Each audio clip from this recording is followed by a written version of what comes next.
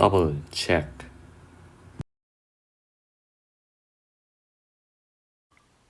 안녕하세요, 더블체크입니다. 오늘은 제 본업으로 돌아와 기술사 합격 수기를 소개하는 영상을 준비해 보았습니다.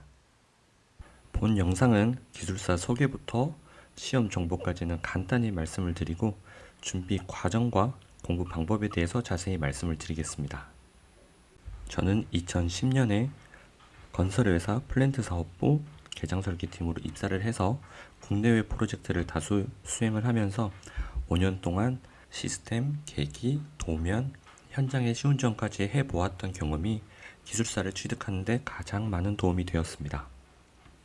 현재는 공공기관에 입사를 해서 열심히 근무 중에 있고요.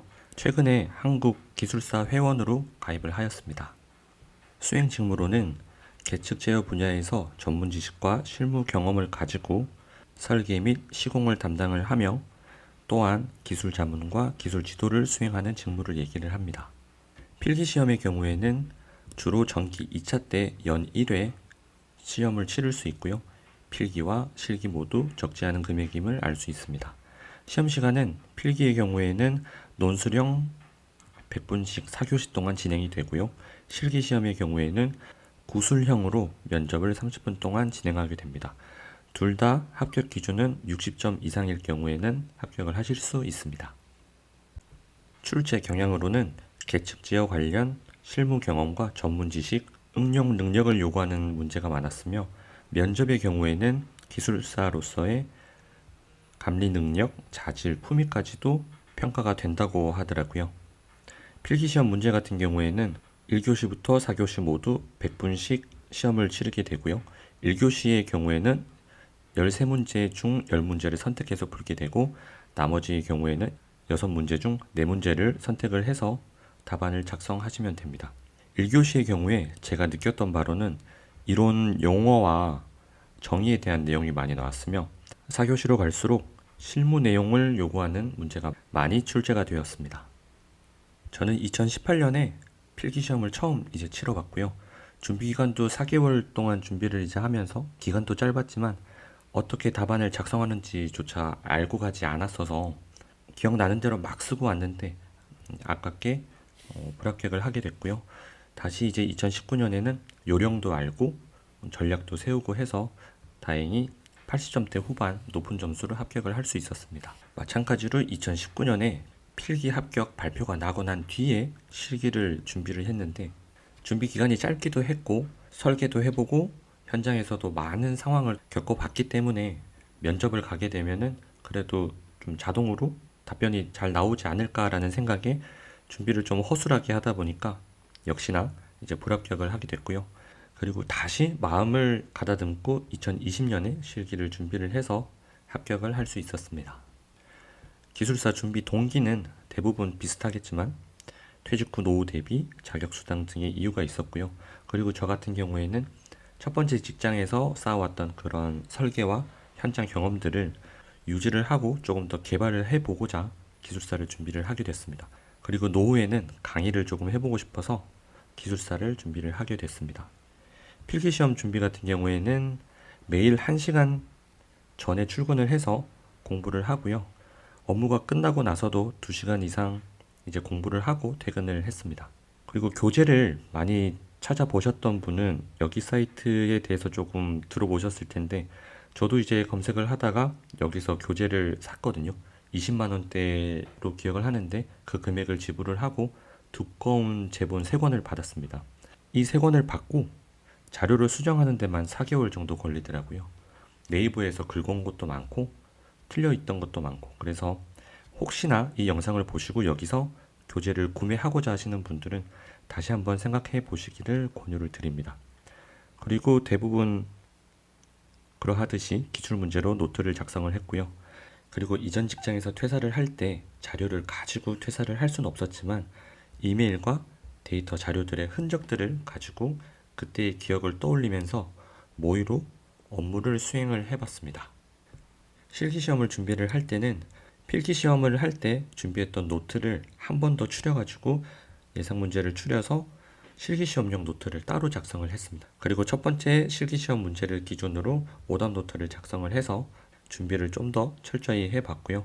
현장 경험들에 대한 답변을 준비를 하다 보니까 기억이 나지 않거나 조금 애매한 부분들은 이전 직장 동료들과 그러한 내용을 공유를 하고 문의를 하면서 실기시험 준비를 해봤습니다. 자, 이제부터는 기술사 시험을 제가 어떻게 준비를 해왔는지에 대해서 말씀을 드리겠습니다. 먼저 필기시험의 경우에는 주입식과 암기식 방법의 공부에는 한계가 있다는 겁니다. 아시겠지만 기술사 같은 경우에는 범위가 워낙 광범위하고 답안조차 서술형으로 작성을 해야 되기 때문에 이것을 모두 암기를 하고 작성을 한다는 데는 한계가 있다고 생각을 합니다. 그리고 정의와 기초 이론을 연계를 한다는 게 무슨 얘기냐면 정의를 먼저 쓰고 그 정의에 따라오는 기초 이론이나 그 다음에 원리들을 항상 같이 붙여서 생각을 해서 답안을 작성을 할 때 자동적으로 이게 따라오게끔 그렇게 반복해서 연습을 계속 하였습니다.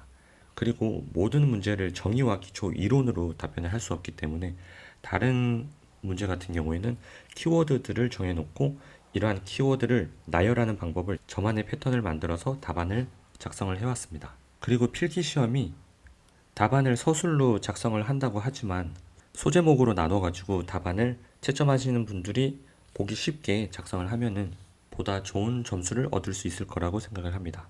그리고 글씨 연습도 어느 정도 필요하고요. 그리고 표나 그림을 그릴 때 자를 활용하는 방법도 좋은 방법이라고 생각을 합니다. 그리고 석박사를 졸업하신 분을 제외하고는 논술에 익숙하기가 쉽지 않은데 위에 말씀드렸던 정의, 기초 이론, 키워드, 흐름 이런 것들을 이제 반복적으로 연습을 하게 되면 논술에서 좀 더 익숙해지는 것을 느낄 수 있을 거예요. 그리고 시험장에서 답안을 쓰실 때 문제를 꼭 같이 써주시는 게 좋습니다. 왜냐하면 채점하시는 분이 이제 답안지를 보실 때 스캔본을 이제 보시고 채점을 하시는데 문제지를 봤다가 답안지를 다시 봤다가 이러는 것보다 답안지 하나만 보고 문제까지 볼 수 있으면 아무래도 조금 호감도가 상승을 하겠죠. 끝으로 타임별 시간 관리가 중요한데 이건 제가 뒷부분에서 좀 더 자세히 말씀을 드리겠습니다. 기술사 필기시험의 경우에는 큐넷에 자료가 공개가 되어 있고요. 그 중에서 제가 응시했었던 121회 산업계측지역기술사 문제를 가지고 왔습니다. 1교시이고요. 시험 시간은 100분이 주어집니다. 영상 앞부분에서 말씀드렸듯이 1교시의 경우에는 총 13문제 중에서 10문제를 선택을 하게 되고요. 각 문제당 10점씩 배점이 됩니다. 여기서 시간 관리가 왜 중요하냐면 총 100분 중에서 10문제란 말이에요. 그러면 한 문제당 최대 10분이 주어지는데 절대 긴 시간이 아니라고 생각을 합니다. 예를 들어서 2번 문제를 봤을 때 제어 밸브의 페일 포지션에 대해서 설명을 하라고 했거든요. 제어 밸브에 대한 정의와 특징이 있고 페일 포지션에 대한 정의와 구조 그리고 포지션별로 설명도 할 수 있고요.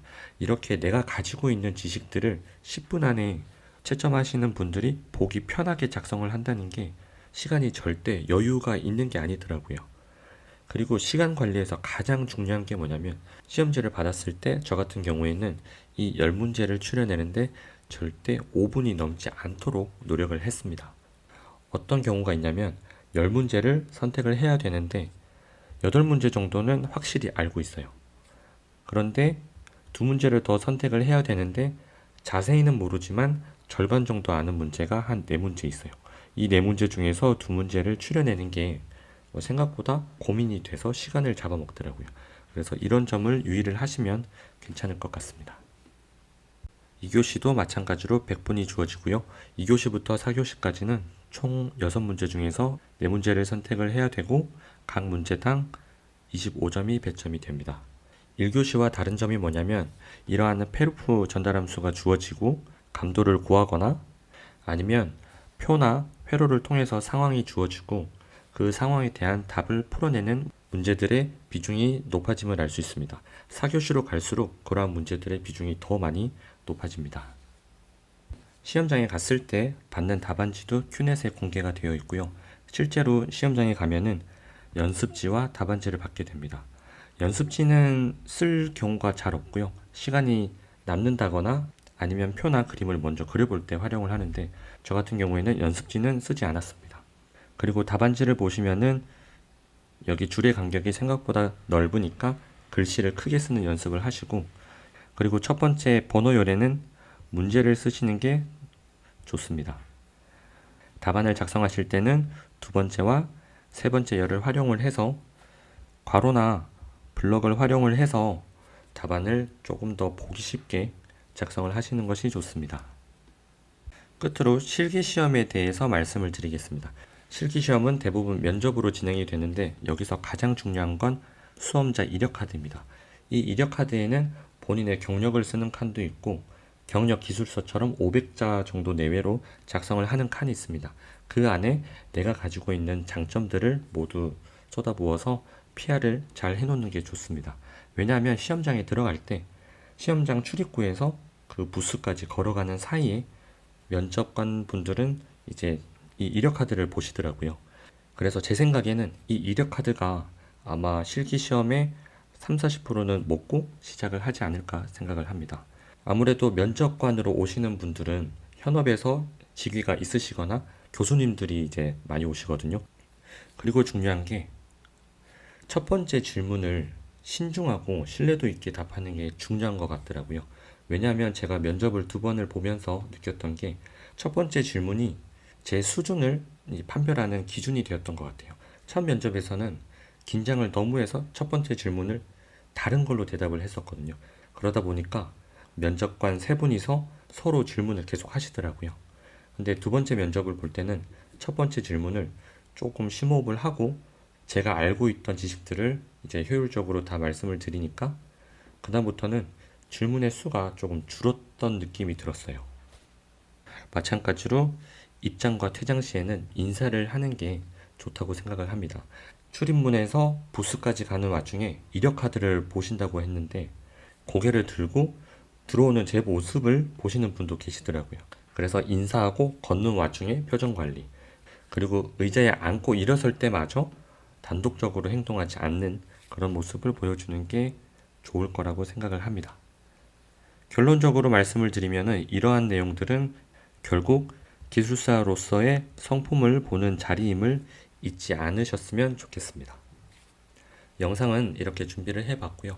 그 다음부터는 기초 이론이나 원리를 중점으로 영상을 만들어 보겠습니다. 혹시 영상을 보시고 어떤 부분을 먼저 영상을 준비해 줬으면 좋겠다는 부분이 있으시면 댓글로 남겨주시면 잘 반영하도록 하겠습니다. 시청해 주셔서 감사합니다.